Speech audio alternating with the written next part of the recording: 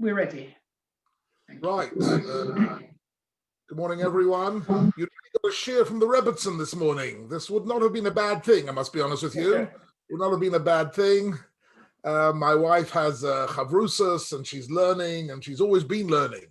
In fact, when I was dating her 1 or 2 years ago, on our dates, I found that the most exciting thing for her was when I told her some interesting divrei Torah.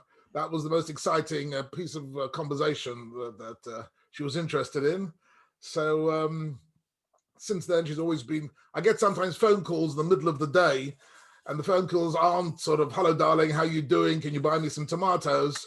The phone calls are, tell me, when the Ramban says these and these words, what exactly does he mean? What she wants to know, she wants a clarification. She's in the middle of a chavrusa, and she wants a clarification about a dvar Torah of some sort. So maybe, Eli, a suggestion to you at some point, a series of shiurim from the Rebbitzin. I think that might be something a bit original. Anyhow, on this occasion, she came to bring me a cup of coffee. Good. Let's make a start. So last week I gave you, if you remember, one of the very interesting divrei Torah of my very good friend, Rabbi Jonathan Sachs, Zecher Tzedek Livracha, just as a commemorative shiur. But the course of this shiurim is called Themes in Sefer Bereishit. So there are indeed some major themes which recur throughout Sefer Bereishit, and one of them I'd like to have a look at this morning. One of the interesting questions, maybe let's start off with a question. We find that Yaakov, in this week's Parsha, in Vayetze, he marries Rochel and Leah, right? First Leah, and then Rochel. And one of the questions one might ask is that the Torah forbids marrying two sisters. It's an explicit prohibition in the Torah, marrying two sisters. And yet, Yaakov does exactly that. He marries two sisters. We find one or two other examples in the Torah, in Sefer Bereishit also, of the Avos doing something which the Torah later on prohibits. So what's the answer to this question? On a simple level, if your kid asks you this question, what's the simple answer? The answer simply is, we are living a few hundred years before Matan Torah. The Torah hadn't been given yet. The Avos were not living within the context of what we call Tariag mitzvahs, and therefore therefore it's not a problem. That answer is good at the dinner table to your 6-year-old. You know, you can tell them that there was no the Avos didn't keep the Torah, and it wasn't yet historically true. There was no Torah yet. However, once you go into Divrei Chazal, once you get into the Gemaras and the Midrashim, the story starts becoming a little bit more complicated. Just to give you an example, I'm just trying to choose a famous example at the beginning of Vayishlach when Yaakov meets Esav. And what does he say? He says, Im Lovon Garati. Does anyone know what Rashi says on Lovon Garati? Anyone know what he says? You can unmute yourself and tell me what Tarag Mitzvah Shamati. That's right. The word Garati, Gimel, Reish, Taf, Yud, are the same letters as Tariag. Says Rashi, I lived with Lovon, but Tariag mitzvahs Shamarti, and I kept Tariag mitzvahs. So suddenly you get there a rather shocking idea that Yaakov is keeping Tariag mitzvahs. Incidentally, it's patently, of course, not true. For example, while he was with Lavan, he married two sisters. So he didn't keep a Tariag mitzvahs.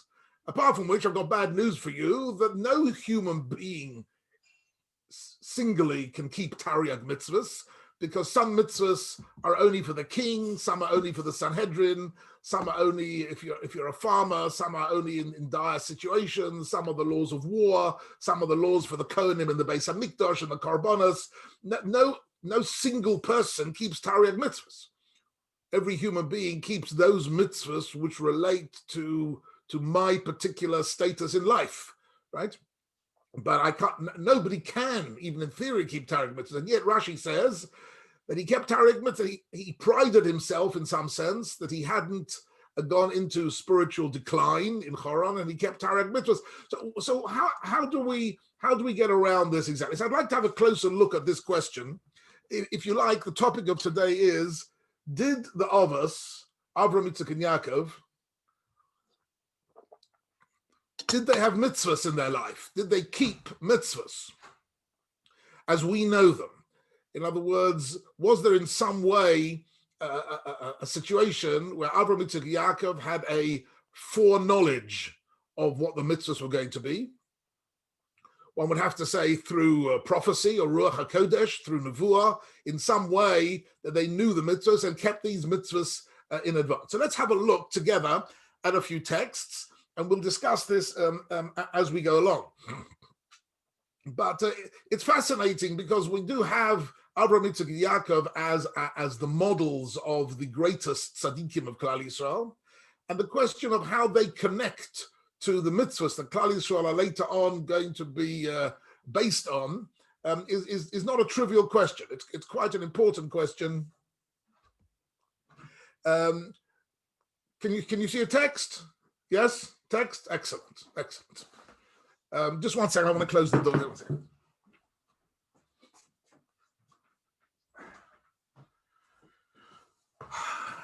Okay. So here I'm picking up the Psukim and Parshas told us at a famous place where Rifka has suddenly found out that her husband is about to give the brachas to Esav, and he sent Esav out hunting to prepare a meal for his father, and Rivka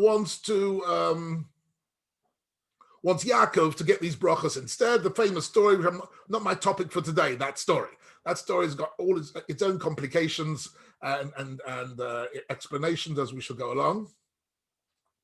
But there's no question that Rivka understood something that Yitzchak didn't understand. Married men might be used to this, that their wife understands something that they didn't understand completely, But in this context, it's a little bit difficult. It's one of the challenges of Parshas Toldus to explain the way in which Rivka is absolutely certain that Esav has to be sidelined. He has to be gotten rid of in order for Yaakov to continue the Jewish people. And Yitzchak doesn't know that. On a simple level, it's simply because Rivka got a nevuah. Rivka was told at the beginning of the parsha, she got a nevuah, V'rav Yavod Tzoya, she was told. But that was 63 years ago. One would have hoped that in the intervening years, she would have shared this nevuah with Yitzchak. So there are difficulties exactly in understanding Parshas Toldus, which I'm not going to go into for the moment. I'm going to look at one particular detail. Let's have a look at this. So this is Rivka talking to her son, Yaakov. Va'ato, can you see this? Va'ato and now. Everybody with me? Va'ato b'ni, my son, Shema b'koli, listen to my voice. La'asher ani mitzaveh oscho, I'm going to tell you what to do. Even though, as I say, Yaakov at this point is 63 years old. He's not a little kid. He knows what he's doing, but his mother is going to tell him something which will shock him. And she says to him, Leichno el atzon, go to the flock of sheep, Kachli misham, and take from there shnei gedoi izim tovim, 2 good goats, ve'ese oso mat'amim la'ovicho kasher ohev, and I will cook them in the kitchen and prepare them the way your father likes to eat them. Okay. In other words, what she succeeds in doing is she succeeds in fooling Yitzchak, and indeed he eats the food not from Esav, but from Yaakov. There are any number of issues here which are a bit complicated. One of them is, why does he need the food at all? Why can't he just give them a bracha? What's the point of this meal at all? Why does Yitzchak say to Esav, go and make a meal for me, and then I will give you a bracha? Okay, all sorts of different explanations to that. Primarily, it's because Yitzchak knew that Esav didn't have so many mitzvahs to his credit, but he knew that Esav was very particular about kibud av, looking after his father. So he wanted Esav to have the zechus of a mitzvah of kibbud av, and as a response to that, he would give him a bracha. That's the simple meaning. In the meantime, as we all know the story, Yaakov does it. Rashi asks an obvious question, which has got nothing to do with the real plot here, but it's an interesting side issue which brings up a whole new facet of this event. So Rashi says, "V'chishnei gedoye izim hoyamachal sheyitzchak." Why do you need 2 goats in order to make one meal for one man? Right? That's an awful lot of meat and 2 goats. Certainly one of them would be more than enough, right? How much do you need? What is the point of Shnei Gedoye Izim? Right? This phrase in the pasuk is problematic. Why Shnei Gedoye Izim? Just go and take a goat. Go and take one animal. Why 2? Okay, which is a perfectly legitimate question. To which Rashi answers, "Ela ha'echad hikriv lepischa." The answer is it's Pesach. The whole event took place on Pesach, right? Pischa, right? His Pesach. It was the Pesach. It was a moment of Pesach, right? V'ha'echad osa matamim. And the second goat he made, so she made one goat was meant for Korban Pesach, and 1 goat was meant for the meal, the Pirkei de Rabbi Eliezer. So Rashi is quoting the Medrash. Pirkei Rabbi Eliezer. When Rashi says that, what he often means, Rashi doesn't usually cite his sources. Lots of the other commentaries or the editors sometimes put in that it's a Gemara or Bereishit Rabbah.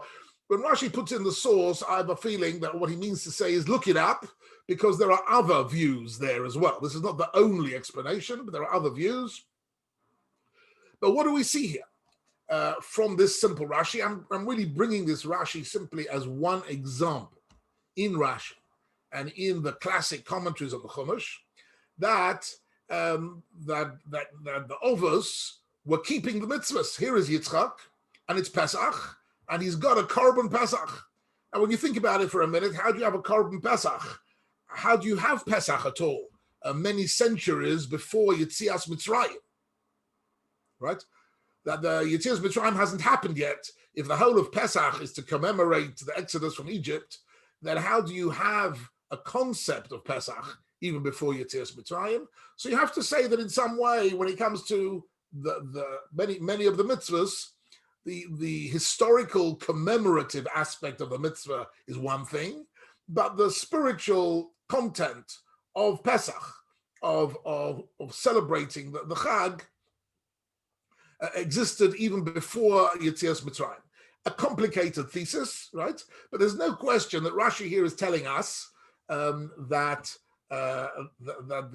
this entire event of giving the bracha, Yitzchak giving his brachas, took place on Pesach, and that's why we needed 2 lambs. So this clearly is following the idea that the Ovos kept the Torah in some way before it was given, that they had a pre-knowledge of Torah before it was given. Like I mentioned before, when Rashi says Tariag mitzvahs, there are several Rashis, a few dozen Rashis scattered through the book of Bereishit. And that's why this is an interesting theme in the whole of Sefer Bereishit. The few Rashis scattered through it, which imply clearly that the Ovos were keeping the Torah. And yet we see that they were in violation of the Torah in certain key issues. And what do we make of this idea of them keeping the Torah? Before I proceed on this now, I just want to tell you that there is one other view in the Medrash, in Pirkei Rabbi Eliezer, about what these 2 goats are about. So I'm going to just, can anybody suggest where else in the Torah do we find 2 goats? Anybody got any offers on that? Where do we have 2 goats anywhere in the Torah? Yom Kippur. Yes, right. Wow. And on Yom Kippur, one of the central activities of the high priest of the Kohen Gadol Yom Kippur is he takes 2 goats, right? And they are 2 identical goats, And one of them is Lashem, one of them he offers as a korban Lashem, and the other is La'azazel, goes out into the desert and is destroyed. So the other view in the Medrash is not that it was Pesach and he needed 2 lambs because of korban Pesach. It was actually Yom Kippur. And Yom Kippur, you need two goats. Now here you've got even a much more complicated idea to understand. What does it mean, Yom Kippur? You don't eat the goats on Yom Kippur. You don't. The goats on Yom Kippur are part of the ritual of the Kohen Gadol. So what is this? What is this referring to? I'm bringing this as an example for you, ladies and gentlemen, that when you read midrashic statements, and you will often read midrashic statements in Rashi, in the Gemara, in all sorts of commentaries, you have to know 2 things. And I've said this before, but I'm going to try and really repeat this often as I can. The Medrash is telling us something very important and very profound, right? But the Medrash is not meant to be taken literally. It's meant to be taken seriously, but not literally. It was never written in order to be taken literally, right? So when, for example, it says that Yaakov says, I kept Tariag mitzvahs, it doesn't mean literally Tariag mitzvahs for all the reasons I mentioned to you earlier. But there is something being said here, nevertheless. When they say Tariag mitzvahs, they mean, in some sense, that if you like, spiritual life, which today we would achieve through Tariag mitzvahs, Yaakov had achieved at that point. The use of the word Tariag is an anachronism. An anachronism means something which makes sense in the present, Tariag mitzvahs, but when you project it backwards in time, it doesn't really make sense, but you're using the language of the here and now in order to describe something that happened several thousand years ago. So that's an anachronism. It's something which relates to the past using the contemporary language. So here as well, you've got 2 opinions in the Medrash. So was it Pesach or was it Yom Kippur, right? Both of them have a connection to this particular event, this crucial event of Yaakov deceiving his father into thinking that he is Esav and everything around that. There's a lot to be said about this. I'm just going to mention to you one small idea, which I think you might enjoy, because I enjoy it. And if I enjoy it, then you're obligated to enjoy it, ladies and gentlemen. So this comes from the writings of Rav Tzadok HaKohen from Lublin. Some of you might have been in Lublin. Lublin was one of the great centers of Torah in the 19th century, and particularly a great center of Hasidus, right? And Rav Tzadok HaKohen was one of the greatest intellectuals of Hasidus. And his writings are very beautiful and very profound and very difficult to understand. But here he's got something that I find interesting, and I'll just tell you really just the tip of the iceberg of it. So he says, what can we make of a Medrash where one view says it was Pesach and one view says it was Yom Kippur? So what was it? It can't be both Pesach and Yom Kippur, right? So he says, no, you have to know how to learn Medrash. When Chazal say it was Pesach or was Yom Kippur, they're not dealing with the date in the Luach. They're not interested. It's not at all interesting whether it's a date in the Luach. Was it the 10th of Tishri? Was it the 15th of Nisan? That's not what's interesting. In other words, Pesach and Yom Kippur in this context are a concept. If you like, was it a Pesach-dik event or was it a Yom Kippur-dik event? In other words, there is something about Pesach and something which has a certain ruach to it, has a certain quality to it. And there's something about Yom Kippur, which is a different quality to it. What sort of event was this? So he says something brilliant. He says, when you read Chazal and different opinions, our guiding principle should be Elu ve'elu divrei Elokim chayim, that actually these 2 views are compatible. They're not arguing with each other. How is that possible here? So he says, what is a Pesach event? A Pesach event is that it's Yom Tov, it's a moment of simcha, right? And it's also a moment, Pesach is a moment where you're handing on the Masorah to your children. You're passing on the torch, so to speak, to the next generation in the Haggadah. The emphasis of the Haggadah, the emphasis of Pesach is to transmit our MS and our traditions to the next generation. So says the Rav Tzadok HaKohen, for Yitzchak, it was Pesach. For Yitzchak, what he was doing was passing on the bracha from Avram to the next generation. It was a Pesach type event. He was celebrating. He wanted a Sudas Yontif. He wanted to celebrate that he was now in a position to hand over to a worthy successor. He was going to hand over the torch to be the leader of the next generation of the Jewish people. That's Rav Tzadok HaKohen. That's Pesach.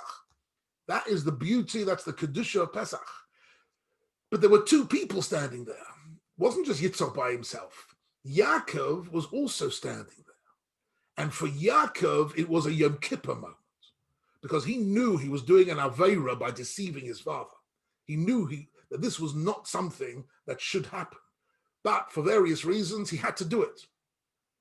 He had to stop Esav in his tracks for all sorts of reasons. The Gemara speaks about that Esav was such a danger to Klal Yisrael.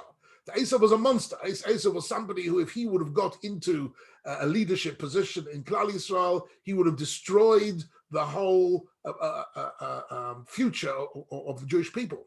So if you have to stop a monster, then anything is justifiable.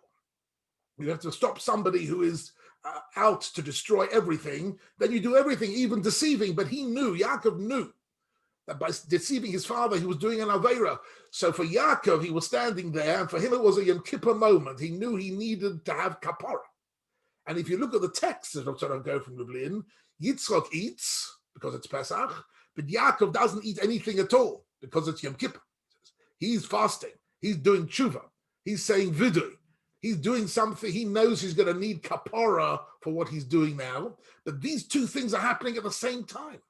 How do Chazal give us this idea that you've got two men standing next to each other, and for each of them is such a different experience? Chazal say it was Pesach and it was Yom Kippur. That is the language of the Medrash. Only you need to know how to decipher the Medrash. The Medrash is telling us something very subtle. It's not telling us, oh, it's a luach, look up in the calendar, it was the 15th of Nisan, and therefore he had two Gedoye Izim for Korban Pesach. What you need to know is really on a deeper level what Medrash means. And I'm hoping through some of the shiurim that we have together that I can give you a sense of the subtleties of Medrash and the subtleties of Chazal, that what they're saying is very serious. And the Mefarshim say that all the deepest principles of Jewish philosophy and of Kabbalah are written in the Medrash, but they're written in a coded form. They're written in a form where you have to understand what is being said. I have found over the years, incidentally, that when I give these sort of shiurim over to a general audience, those people who've been trained in science don't get it.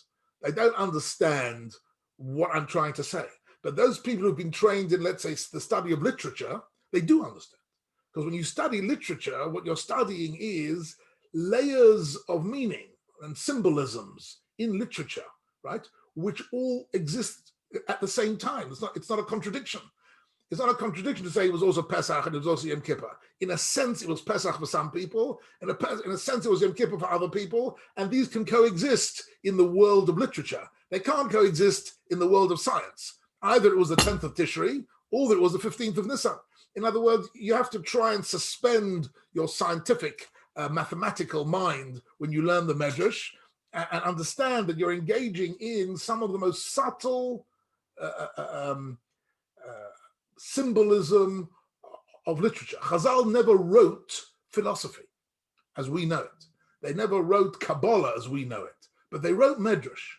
And in the Medrash, they hid all of the principles of Hashkafa and Jewish philosophy. And the challenge is to drill down into the Medrash to try and excavate, if you like, these principles. And what I'm presenting to you is really the methodology of the Maharal of Prague. The Maharal of Prague wrote many, many books, And all his Sfarim are based on this one idea, that the principles of Hashkafa and Emes of the Torah are hidden in the Medrash. And all his books, bar none, are about delving into the hidden meanings of the Medrash and understanding the messages. And the truth is, all the commentaries after the Maharal of Prague followed his path. The Maharsha on the Gemara and Rav Tzadok HaKohen and the Sfas Emes, they all followed this particular way of thinking. And it's a great challenge when you learn the Medrash.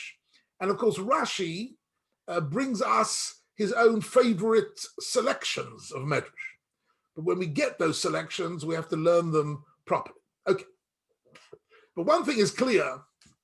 Can I ask a question? All right, a brief one, yes. So Rav Tzadok HaKohen is saying, like, in essence, if he's saying that it could have been Pesach or it could have been Yom Kippur. So really, like, cosmologically, there could be a machlokas which day it was, but it was one of those days. Why? Because Hashem put into the Bria these qualities of redemption and that. Okay. The truth is, this is a much bigger issue. I didn't want it to be the subject of my share, but I don't think that that's what Rav Tzadok HaKohen means. Rav Tzadok HaKohen is saying that actually we don't care what day of the year it was.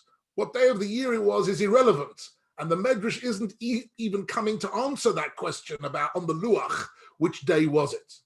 He's saying we have certain concepts. Pesach is apart from being a date, Pesach is a concept.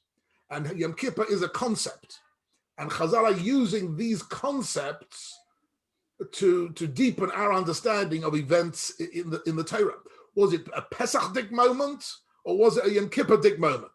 They're not relating at all to the question of dates. Are you following me? Like when the Malachim came to visit Abraham and he told him she was going to, they say, I think it was Rosh Hashanah, Bakadet Tzara. Right, so they're all sorts of... Actually, it was Rosh Hashanah.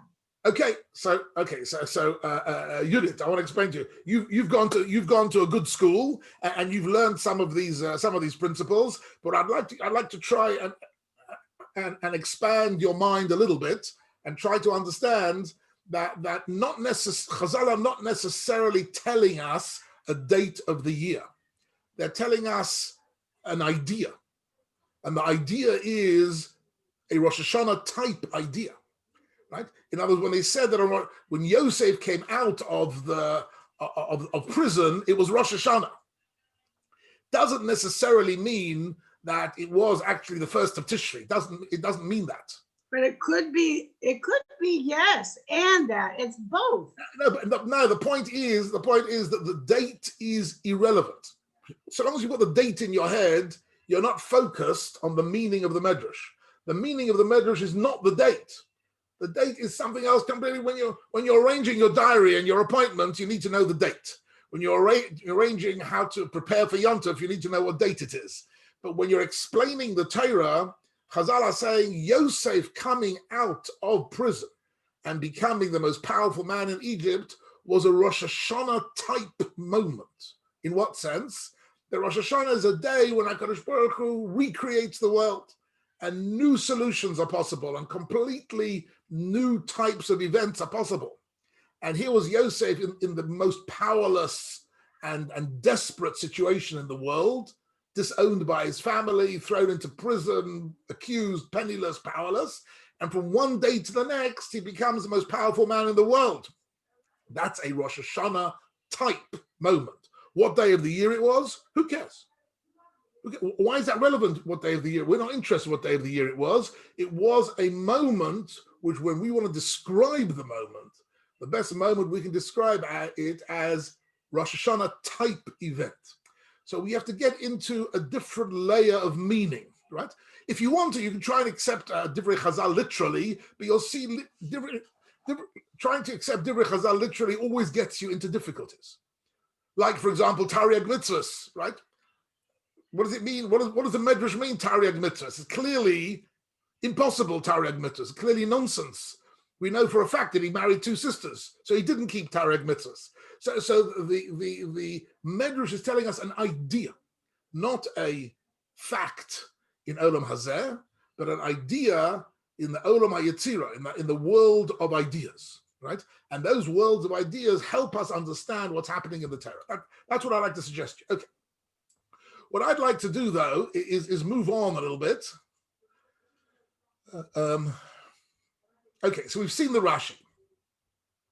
So now I'd like to have a look where in the Torah is the source.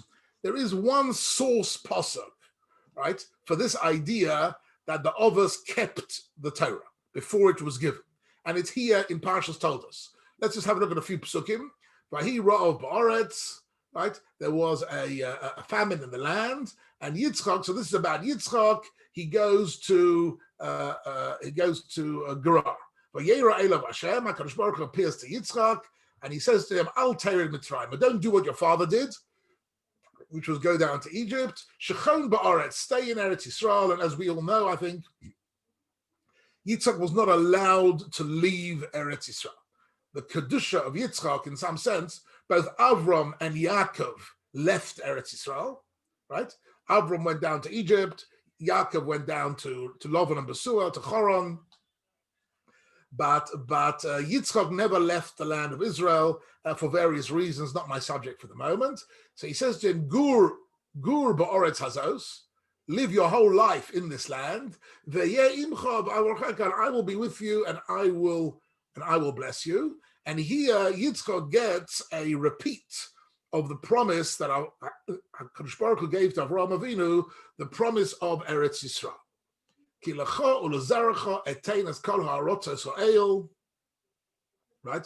V'akimosis hashvur shenishbati al Avraham Avicha, I will give you all these lands, right? And I will keep the promise that I gave to your father, to Avraham Avinu. In other words, he's saying to Yitzchak, I'm informing you that the promise I made to Avraham continues with you. Part of the meaning here, of course, is that it continues with you and not with Yishmael. That's a bit of a different story.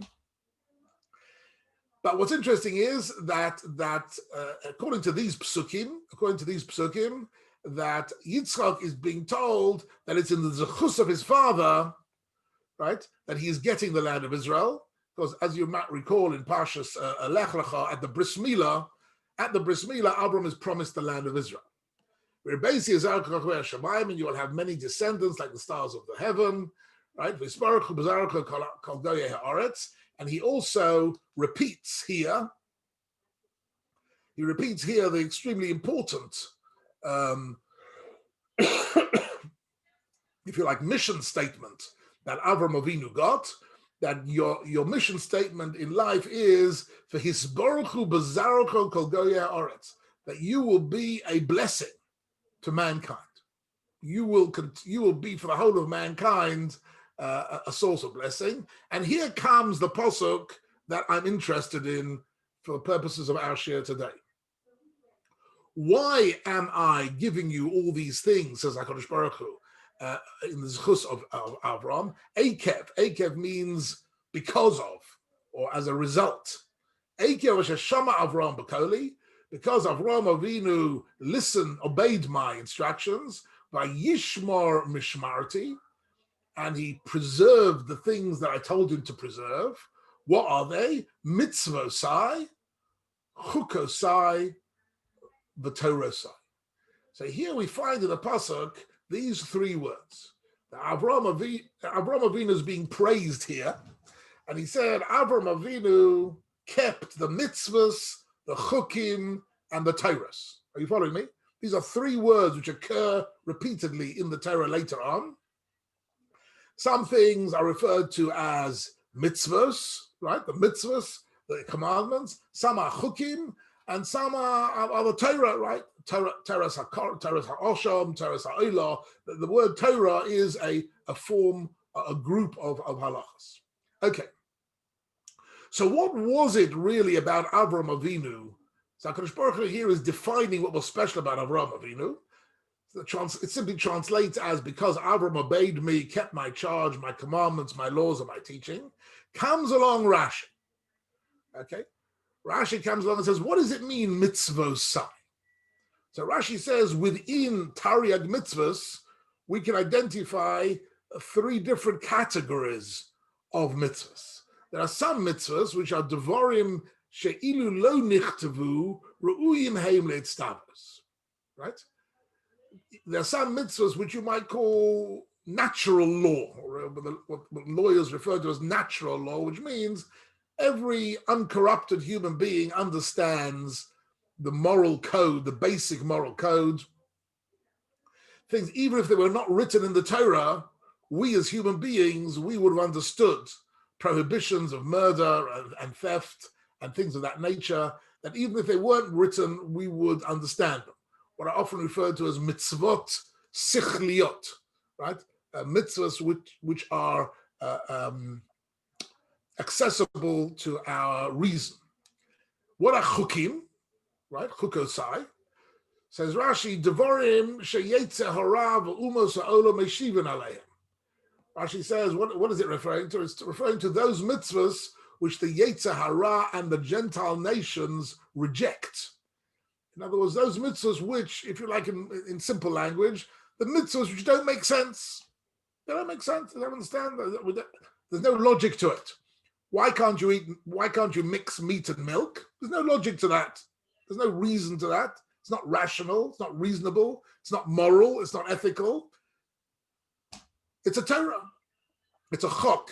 It's one of the statutes of Judaism, right? So he brings down, like the prohibition, kagon achilas chazir, right? Eating pig meat, or levisha shatnas. This is often the in other words, why is it that you can eat the meat of one animal but not the meat of another animal? There's nothing logical about this. There's nothing biological about this, right? The meat of a non-kosher animal could be very nutritious and very tasty. It's got nothing to do at all with the biology of it or anything of that nature. It is, as Rashi puts out here, she'ein tam b'dam. There's no real reason for this. Ela gezeiras hamelach v'chukosav alavotov. These are the royal decrees of God. In other words, these are mitzvahs which are nothing to do with reason. These are mitzvahs which HaKadosh Baruch Hu gave us as a royal decree, and they bypass our reason. We're not doing them out of an understanding. We're doing them out of a avodat Hashem. We're doing them because we are. It's a bit like when you go to the army. When you go to the army, you sometimes. Okay, somebody's phone is ringing. When you go to the army, so you get some orders from your officer which make sense.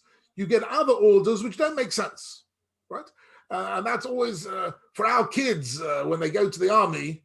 I remember speaking to my son, JJ, when he was in the army. I asked him, how's it going? He says, it's absolutely fine. The problem is obeying stupid orders. That is my main problem in the army, getting stupid orders from stupid officers and obeying them, because our kids, bless them, grow up without being absolutely required to obey anybody's orders, not their parents or their teachers or anybody. They grow up in a different environment, and suddenly they have to obey every single order, whether it makes sense or not. That's a soldier. That's a soldier in the army. That it doesn't matter whether you understand it or not. So that's what Rashi is saying here, that chukim are simply statutory laws. Statutory laws, they don't make sense, but there it is, right? What are Torosai, says Rashi? Lahavi, to include Torah Sheba'al Peh, Halacha LaMoshe Messiah. So Rashi says that the word Torah includes what we call Torah Sheba'al Peh, the oral law, which was handed down verbally from Moshe throughout the ages. As we all know, the first Mishnah in Pirkei Avos, Moshe Kibbel Torah Misinai, Masar Yeshua, right? There are lots of mitzvahs, which some of the most important mitzvahs in the Torah, right, are only known to us through Torah Sheba'al Peh.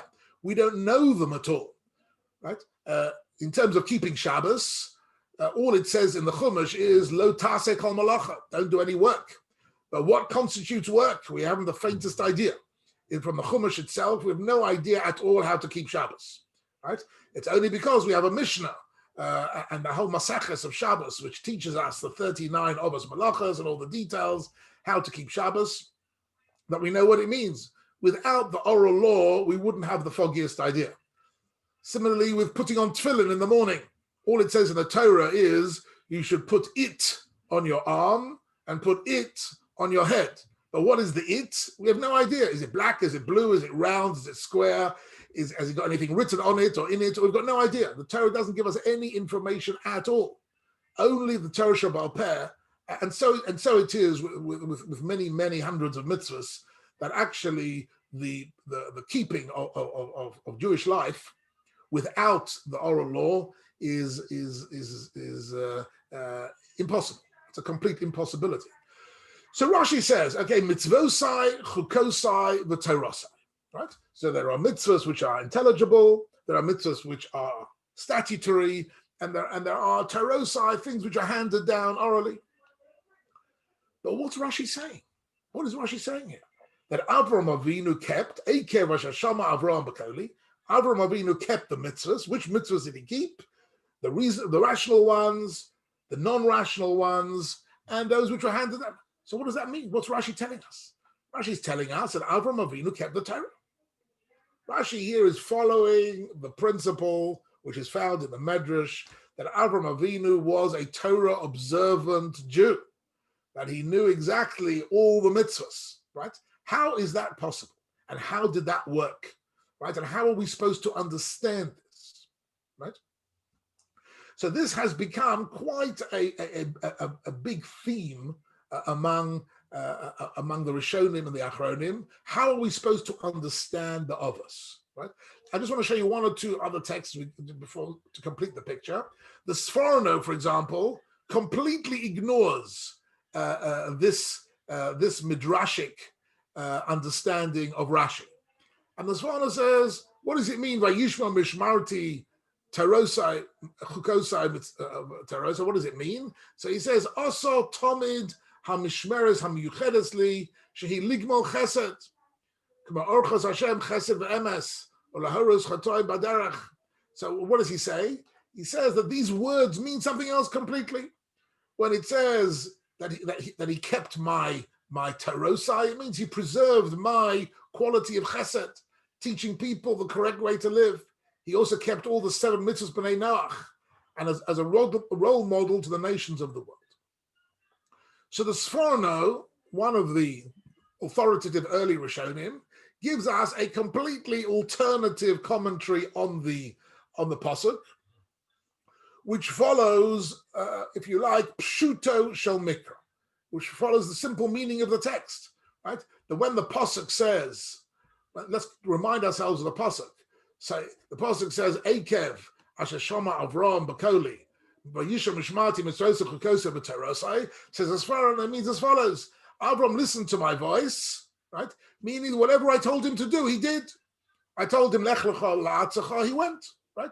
Lech lecha, when I told him to do the Akedah, he went. He listened to me. Vayishma mishmarti, says the Sforno, this is a reference to Chesed. Avram understood that I, God the Creator, am constantly doing Chesed with the universe. So he, imitating me, is also engaged in Chesed. What are mitzvosai, chukosai, v'terosai? These are the Sheva mitzvahs b'nei Noach, the 7 Noachide laws which were given to Noach already, which all of the Gentile world are obligated to keep, that Avram Avinu kept. So here is Avram Avinu doing Chesed, teaching Emunah, listening to the voice of God, keeping the Sheva mitzvahs b'nei Noach. Is he keeping Pesach and Yom Kippur and Talis and Tzitzis and Tefillin and other things, Shabbos? Certainly not. According to the Sforno, there's no reason at all to think that Avram is keeping Shabbos. Why should he keep Shabbos? The mitzvah of Shabbos hasn't been given yet. Are you following me? So he says, no, it's nothing to do with that. It means that he was teaching people Emunah and Chesed and the 7 mitzvahs b'nei Noach, and that's what the pasuk means. So we already have here, at this point, a debate, if you like, between a simple reading of Rashi and the Sforno. And I brought the Sforno because it's the briefest and most clearest. But the Sforno is representative of a whole range of Rishonim on the pasuk, which ignore the midrashic commentary completely. And they say it's got nothing to do with Tariag mitzvahs. It's got nothing to do with Shatnez and Shabbos and eating Chazar and eating kashrus. Nothing to do with that at all. It simply means what it says, what we know about Avraham Avinu. We know about Avraham Avinu that everything HaKadosh Baruch Hu told him to do, he did. Right? So that's Lishma B'Koli. It doesn't mean mitzvahs. Mitzvah's going to have to wait another few hundred years until Matan Torah at Sinai. Right? It's not going to happen for a little while yet. After you have Matan Torah at Sinai, then you can talk about someone keeping mitzvahs. But now you can't. So here you have, if you like, a debate between Rashi and the Sforno. And I'll just bring you one more commentary here, then we'll discuss it a little bit. And this is the Ramban. So the Ramban suggests the following thing, because the Ramban's got really a problem. This is actually a long Ramban, but I'm not going to go into it in all the detail. Ramban is particularly concerned about why is it, if Yaakov is supposed to be keeping the Torah, why does he marry two sisters? Why does he marry Rachel and Leah? And Yaakov marrying Rachel and Leah is a fundamental event in the whole of Sefer Bereishit. So why does he do this? So he says, Vanira Elai, you can read the English if you can't follow the Hebrew. Vanira Elai midas Rabbeinu. So he says, midas Rabbeinu. He says, if you follow the simple meaning of the da'at Rabbeinu, Chazal, follow the Medrash, they will tell you, Shalom ad Avraham Avinu Torah Kula, that he learned the whole Torah, Beruach HaKodesh, that Avraham Avinu had a prophetic voice, which told him, you know what, there's Pesach, there's Yom Kippur, there's Tzitzis, right? There's Shabbos, there's Kashrus, V'osek ba, and he lived accordingly. Ubetame mitzvos v'sedoseha, and he understood all the deeper meanings and reasons of the mitzvahs. V'shama osa kula, and he was completely observant. So far, so good, right? But now the Ramban adds two very important, if you like, parameters, two very important qualifications. Avraham Avinu didn't keep the mitzvahs the way we keep the mitzvahs. First of all, he kept them kamisha eino mitzuva v'osa. He kept the mitzvahs, but he was not commanded to do so. In other words, they were optional for him, right? Eino mitzuva v'osa, it's an interesting concept, this. There are some mitzvahs which are mitzuva v'osa, which we are obligated to keep. There are other mitzvahs which are eino mitzuva v'osa, which you don't have to keep, but if you keep them, it's very nice. Classic among them, for example, is that the women of Klal Yisrael are exempt from certain mitzvahs, right? A woman is exempt from time-bound mitzvahs. So, for example, sitting in the sukkah or shaking the lulav, a woman is not mechuyev to do, she's not obligated to do. But if she does it, she's done a mitzvah, right? A woman who shakes the lulav or sits in the sukkah makes a bracha. Shake it ishanon, says Ritzivonu, leisha b'sukkah. Why? Because she's eino mitzuva v'osa. She's not mechuyev. In other words, the halacha differentiates between the chiyuv ha-mitzvah and the kiyum ha-mitzvah. The kiyum ha-mitzvah is when you do a mitzvah and you've done it, that is something praiseworthy. But the chiyuv ha-mitzvah is something else completely. The chiyuv ha-mitzvah is it's obligatory. It's something which you're not asked whether you like to do it or not. That is what it means to be Jewish. That is Kabbalah Torah. That's Naseh v'Nishma. That is the obligatory aspect of Torah mitzvahs. Says the Rambam, it's true the Ovos kept the mitzvahs, but they could decide. It was optional. They could decide whether they wanted to do it or not, because it's pre-Naseh v'Nishma. It's before the chiyuv existed, before the obligation had been created. So you have here, the Ramban takes Rashi, which says he kept all the mitzvahs, but he makes it a bit more nuanced. In other words, it's not obligatory in the sense of our mitzvahs. It's something which he knew about, Beruach HaKodesh. He's following in the footsteps of Rashi and the Medrash, but he says you shouldn't take it completely literally. It doesn't mean that his Shabbos was our Shabbos. It means he knew about Shabbos. And when keeping Shabbos worked for him, he kept it. When it didn't work for him, he didn't keep it. It was optional. That's what it means. Eino mitzuva v'osa. Right? That is the crucial. I'll just that he kept the mitzvahs. Kami she'eino mitzuva v'osa, which I've translated as that they were optional. He kept the mitzvahs optionally without being commanded to do so. He wasn't commanded. That's point number one. And the second point that Ramban brings out, which is a massive chiddush of the Ramban, which he innovates, no one before him ever said that, Ushmirosa osahoya ba'oretz bilvat. And he only kept them in the land of Israel. He only kept them in the land of Israel. And when he left the land of Israel, in other words, before Matan Torah, the mitzvahs were a function of living in the land of Israel. Right? And that's what he wants to understand. But Yaakov, b'chutz la'aretz nosa achayas. Yaakov married the two sisters in chutz la'aretz. And indeed, the Ramban has got this chiddush that the reason why Rachel dies early, baderech, Rachel dies early on the way, is that Yaakov shouldn't enter the land of Israel married to two sisters. Because in the land of Israel, he couldn't be married to two sisters. In the land of Israel, being married to two sisters was a violation of the Torah. And therefore, it's only in Chutz La'aretz he could. So this is if you understand the Ramban properly, the Ramban is grappling a bit with this view of Chazal.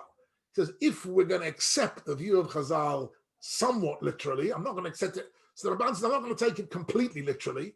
It doesn't mean they kept the Torah the way we keep the Torah, right? I'm going to modify it in two ways. They could have kept the Torah optionally, and they kept it only in Eretz Yisrael. On that basis, we can somehow understand what. So the Ramban is a midway position between Rashi and the Sforno. Rashi seems to be saying he kept all the mitzvahs. The Sforno says, no, nothing of it. What he did was he kept Sheva Mitzvah Noach. He taught Emunah, and he did what he was commanded to do. That's it. But then the Ramban says, we're finishing up here. So the Ramban says, Va'al derech hapshat. He says, but we must, even though we've got the Medrash and we've got Chazal telling us they kept mitzvahs, says the Ramban, there's also something else called derech hapshat. What is the derech hapshat?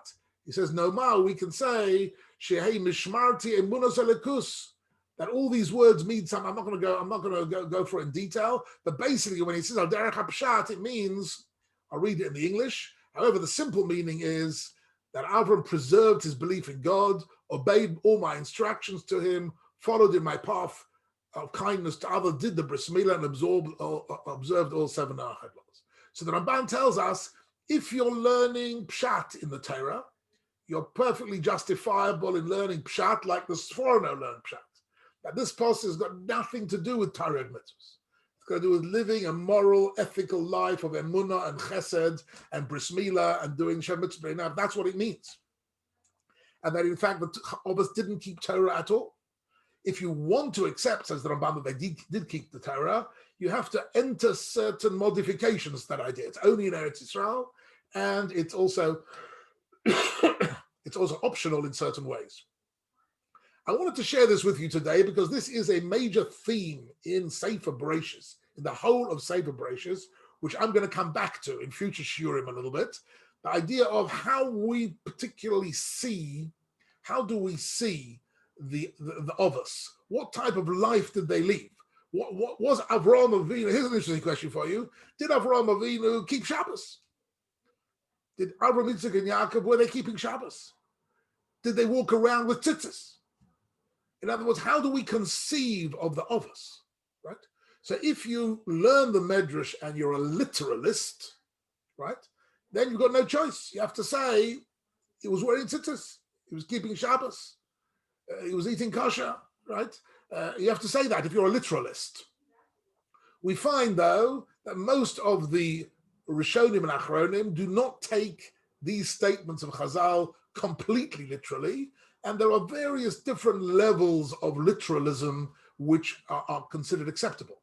So, for example, the Ramban is willing to accept it begrudgingly in a certain sense. Yes, if you want to go down that route, but you still have to accept it in such a way that it was only in Israel and it was optional and all sorts of, because the Ramban wants to keep it quite clear that the at Har Sinai, what happened was Naaseh v'Nishma, the Torah became obligatory, right? That is for the Ramban one of the yesodus, one of the principles of our understanding Torah. Pre-Sinai, the others knew a lot of Torah. They had great spiritual knowledge of various sorts, but the chiyuv hamitzvah, the obligatory nature of mitzvahs, had not yet been established. And in that sense, there's another very interesting example, which maybe we'll look at in later shiurim, and that is that the Torah says in one place explicitly, if a man has two wives and he wants to transfer the status of the firstborn from the firstborn of one wife to the firstborn of another wife, he's not allowed to do that. Right? That's a well-known, we'll have a look at that more clearly. And yet, Yaakov did exactly that.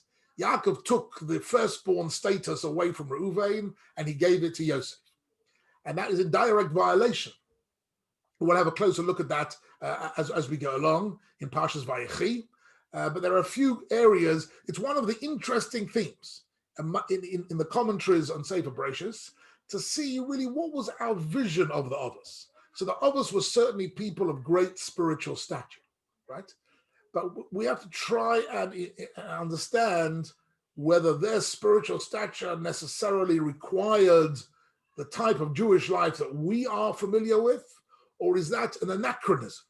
Is that really a false interpretation of the past, trying to interpret the past in light of the present, right? It's true that post-Sinai, to be a full Jew means mitzvahs, Taryag mitzvahs, but pre-Sinai, did it mean that? Were these mitzvahs relevant? Were they at all applicable? Pre-Sinai. And if they weren't, so what do we understand Avraham, Yitzchak, and Yaakov to mean? Or what do we understand their greatness to be? So that's what the Sfon and the Ramban say. No, they had a tremendous greatness. They lived a life of emunah and chesed and morality, and they obeyed all the instructions they got directly. The only single mitzvah, really, that Avraham Avinu got was bris milah. Bris milah was the only obligatory mitzvah that he had, right? And that was for him a defining moment because that was the covenant with HaKadosh Baruch Hu, and that was his mitzvah. And that's why, actually, it's interesting, when we do a bris milah, we say, Asher ki nishara mitzvah mitzivanu. We don't say al bris milah. We say lahachniso bivriso shel Avraham Avinu. Right? When we do, when the bris milah is done, right? So the moyel does the actual operation. Asher ki nishara mitzvah ala milah. Incidentally, the word bris milah is a compound statement. Not everybody knows that. Bris milah are two separate things. There's the bris and there's the milah. These are not the same thing, right? The milah is the operation, right? The bris is the covenant with God, right? And if you next time you go to a bris milah, pay attention. There are two brachas being made there. One is made by the moyel, one is made by the father. And this is very significant because the moyel is not making the bris. The moyel is making the milah. Are you following me? The moyel is the instrument of the operation known as the milah. So he just says, ala milah. He doesn't mention the word bris at all in his bracha because he's not making the covenant with God. The father is making the covenant with God, and he's not doing the milah at all. So in his bracha, he doesn't mention the word milah. He only mentions the word bris, right? La'achniso b'vrisa shel Avraham Avinu. So it's very interesting. You have two brachas. One only says the word milah. One only says the word bris. Two people, but between them you have a bris milah. But the bris is not the milah, and the milah is not the bris. The milah is the ois bris. The milah is the symbol of the bris. But the symbol of the bris is not the same as the bris, right? Like the flag of a country is not the same as the country.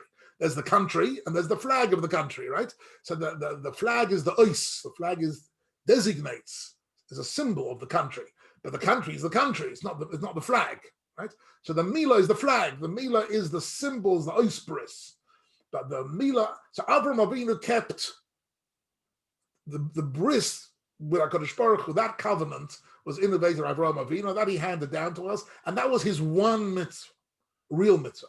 Apart from that, everything else was optional. He knew about it, and it was optional, according to the Rambam, or according to the Sforno. So we are left actually with options, how we want to understand Sefer Bereishit. Do we want to go down a derech of pshat? For some people, it's inconceivable that Avraham Avinu wore tzitzis. They can't imagine that. Or that he kept Shabbos. They find that absurd. And the answer is, there are many Rishonim who also don't go down that route. So that's a perfectly acceptable route. When you learn Torah, you have to feel comfortable with the idea that learning Torah is not monolithic. There isn't only one way to learn the Torah. You have to know there are different layers of meaning, right? So one layer is the pshat meaning. There are also other deeper layers of meaning, and in those deeper layers of meaning, the others also had a preview, so to speak, of the Torah, and that preview expressed itself at certain moments, right? So it could be there were Shnei Gedoye Izim for Yitzchak. It could be there was an illusion that he knew that in some future date at Matan Torah there would be 2 goats in Yom Kippur, 2 goats on Pesach, and he had some kavana for a future event. Beruach HaKodesh, he knew that. But you don't need to say that. You could simply say Shnei Gedoye Izim had a different significance, which we will look at. I can see the time is up, and I think we'll stop here for today. If you like to unmute people, I hope you're enjoying these shiur.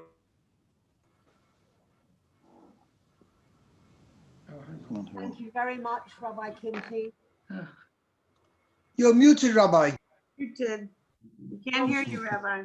Okay, now you can hear me. Now you can hear me. Thank you, Shirley. Thank you very much. Thank you, everyone. Phil, nice to see you. Actually, Rob. Abby, Thank you very much, Rabbi nice to see Kimche. you all. Michael. Very interesting.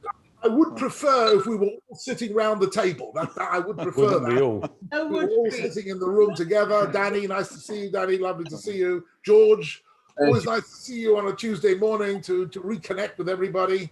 It's Shlomo Fox, very nice to see you. David Fischel from Netanya. Are you in Netanya, David? In Netanya. In Netanya, you see. So from millions of miles away in Netanya, we have also a representative. And Danny, you're even further away, right? You're in London. Yeah, but I'm just working out the connection. Mechuten. Yeah, Mechuten. And Mechutten's exactly right. Exactly right. Rabbi Kimche, can I ask you, because of this risk of misinterpreting the Midrash, would you caution against placing too much reliance and studying of the Midrash for pshat purposes? That is a very complicated pedagogical question. And I've discussed this with teachers very often. Very often, many teachers get stuck on Rashi, and Rashi gives them a midrashic interpretation, and the kids end up with some completely incredible, unbelievable interpretation of the Torah. And you have to know the answer is different at different stages of development. You understand what I'm saying to you? Young kids love the Medrash because the Medrash is fantastic. You know, in this week's parsha, right? The stones underneath Yaakov's head are fighting with each other, right? Olai yoniach tzadik as Rashi, says Rashi. The stones underneath Yaakov, he's having his dream of the ladder, and the stones are fighting, says Rashi. The kids love this. They come home from Cheder with pictures of stones fighting each other. When they grow up a little bit, wait a minute, stones don't really fight with each other. This is not a cartoon, right? It's not a cartoon story. This is meant to be Judaism for adults. What does this possibly mean, right? So then you have to delve down deeper. And what did Chazal mean when they said the stones were fighting with each other? And then you have to get into a deeper. So, for example, the Moshe Chaim Luzzatto and Meseles Yesharim says what it means is that it's a midrashic way of saying that were the stones able to speak, they would have fought with each other. Why? Because when a physical object is used by a tzaddik, the physical object itself is somehow elevated to a higher level, and therefore, were they able to fight, they would have fought with each other. But of course, it's not meant to be a cartoon story, but you can't say that to a 6-year-old. The 6-year-old loves it if the stones are fighting with each other. So the answer to your question about when to teach Medrash literally and when to teach it a bit more metaphorically and allegorically, that is not such an easy educational question. It needs a bit of discretion. Depends on the stage of development of the people. And every teacher occasionally gets it wrong. I've occasionally got it wrong. I've sometimes taught the allegorical interpretation to an audience that were literalists, and they nearly stoned me, you know. What do you So in other words, what do you mean it's not meant to be taken literally? I said, look, I'm just teaching you what's written in the Maharal and in the Maharsha. And no, we don't want to hear about it. If it's literal, it's literal. If Rifka was 3 years old, she was 3 years old. I'm not going to talk about anything else. This is all literal, you know. If Vashti had a tail, she had a tail. That's a literal. And it's all midrashic. And the medrash, I'm going to leave you with this one-liner. Medrash has to be taken seriously. Chazal were not fooling around. They were telling us something very serious, but it's not meant to be taken literal. And then it's a challenge. Once you've got that principle straight, then the challenge is, okay, if it's not literally, what does it really mean? What is the mashal? If it's meant to be a mashal, what is the mashal? And then you're getting into really learning Torah. Then you've opened the door into learning Torah properly. That's it, ladies and gentlemen. Thank you. Sometimes the medrash brings two views, like the thing about Rivka's age. I don't like the medrash that says she's 3. I like the one that says she's 13. That's So right. why can't we just pick the one we like that makes more sense? Okay, Yudit, I've got good news for you. You can pick. You can pick. You can say, I don't like the one she was 3. Tosfos says she was 14. I'm happy with Tosfos, with the Rashba. Several Rishonim say she was 14, not 3. And you're welcome to pick with it. But you're still left with the following question. What did Rashi mean when he said she was 3? What did he mean by that? If it's so incredible to you and to me, incidentally, that she was 3 years old, you must, that's medrash. If it's medrash, it has a meaning to it. It has a message of some sort. That's a challenge to understand that. But That's it for today, ladies and gentlemen. Thank you very much. I'm going to end the meeting for everyone now. Thank you so much, Rabbi Kimche. See you next week.